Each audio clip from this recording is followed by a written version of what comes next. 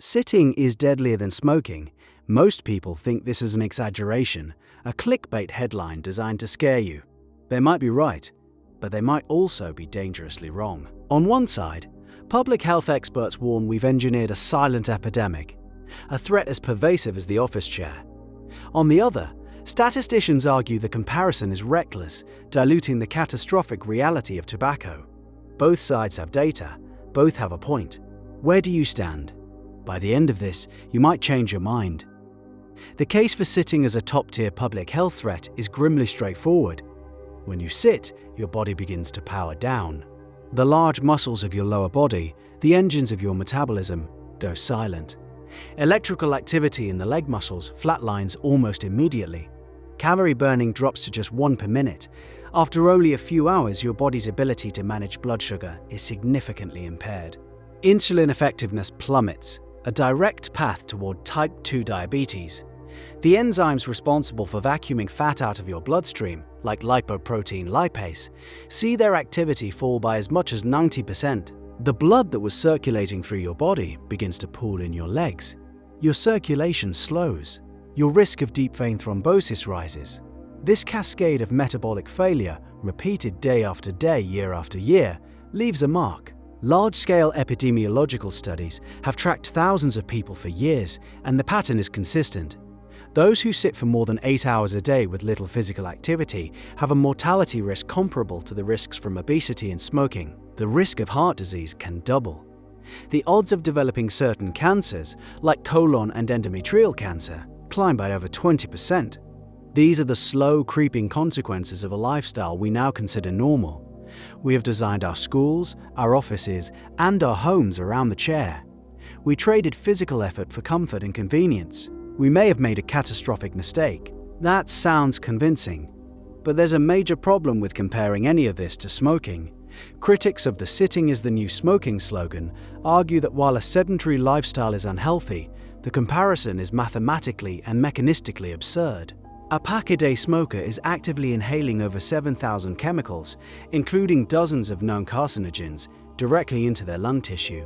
This is a direct, toxic assault on the body at a cellular level, causing DNA mutations and systemic inflammation. The result is a 1 in 2 chance of dying from a smoking-related disease and an average loss of a full decade of life. The scale of this destruction is immense. Is sitting for your desk job truly in the same league? The data suggests it's not even close. While prolonged sitting increases the relative risk for certain conditions, the absolute risk increase is far smaller than for smoking. For example, a heavy smoker might increase their risk of lung cancer by 2,300%. A highly sedentary person might increase their risk of colon cancer by about 24%. Both numbers are bad. They're in completely different universes of danger. Equating them, the critics argue, is like comparing a scratch to a shark bite because both break the skin.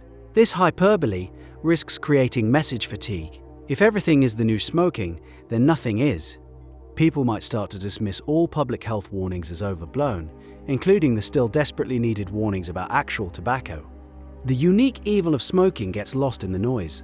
So the slogan is flawed, the comparison is imprecise.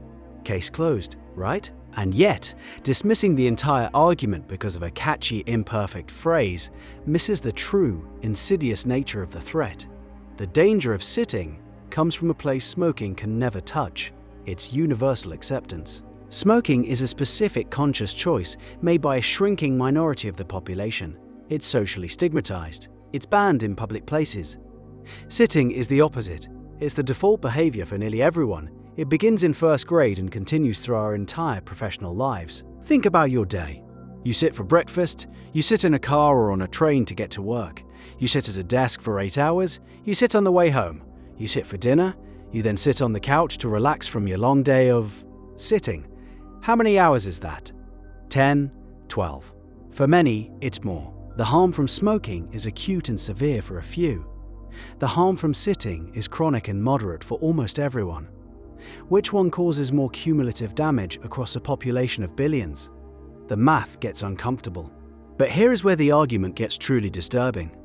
Most people believe they are immune to this problem because they exercise. You work a desk job, but you hit the gym 3 times a week. You run a 5-kilometer race on the weekend. You should be fine. The research, however, points to a terrifying conclusion. You can't outrun your chair. Scientists now talk about the active couch potato phenomenon. These are people who meet or exceed the recommended guidelines for weekly physical activity, yet spend the vast majority of their remaining hours completely sedentary.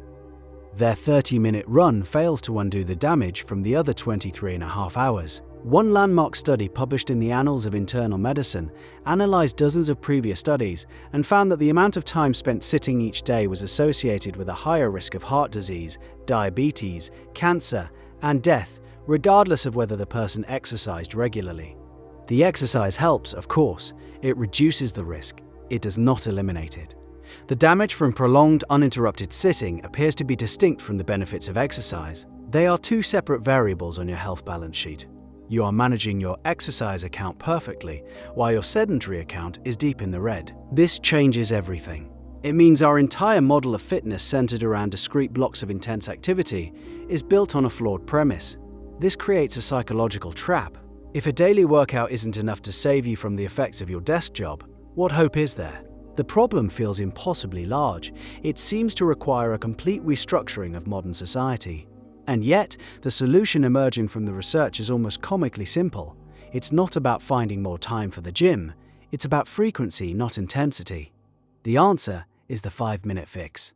The key to counteracting the harm of sitting is to interrupt it, constantly. Studies from institutions around the world are converging on the same idea. Breaking up long bouts of sitting with short, even trivial bursts of movement has a profound effect. In one experiment, researchers had subjects sit for 9 hours. One group sat continuously. Other groups took short walking breaks. The group that walked for just 5 minutes every hour completely negated the harmful vascular effects of the sitting. Their arteries functioned just as well at the end of the day as they did at the beginning. The continuous sitters saw a significant decline. This works because it prevents your body from ever fully entering that metabolic shutdown state. Every time you stand up, you reactivate those large leg muscles. You kickstart your circulation. You prompt your body to manage blood sugar and fats more effectively. These activity snacks don't need to be intense. You don't need to break a sweat. A short walk to the water fountain, a few bodyweight squats at your desk, taking the stairs instead of the elevator.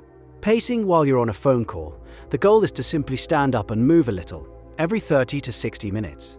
The cumulative effect of these tiny interruptions is more powerful at undoing the specific harm of sitting than a single heroic workout. So the debate isn't about scientific precision versus a catchy slogan. It's about two different kinds of risk. Smoking is like playing Russian roulette with a few bullets in the chamber. It's a high-stakes, low-frequency event. Sitting is like drinking a single drop of poison every hour of every day. The dose is tiny, but it's relentless. The slogan, "Sitting is the new smoking," is factually imperfect. But perhaps it's metaphorically true. It uses the ghost of a conquered public health crisis to warn us about the next one we are all participating in, right now, without a second thought. So, where does that leave you? The chair you're in isn't a villain, it's a tool, but how you use it matters. The evidence is clear that uninterrupted sitting is an independent risk factor for disease, and that a 30-minute workout doesn't fully erase 10 hours of stillness. But the evidence is also clear that you can disrupt this process. A 5-minute walk every hour might just save you. The debate is about how we talk about the threat, but the solution is the same either way. You have to get up. The only real question is, will you?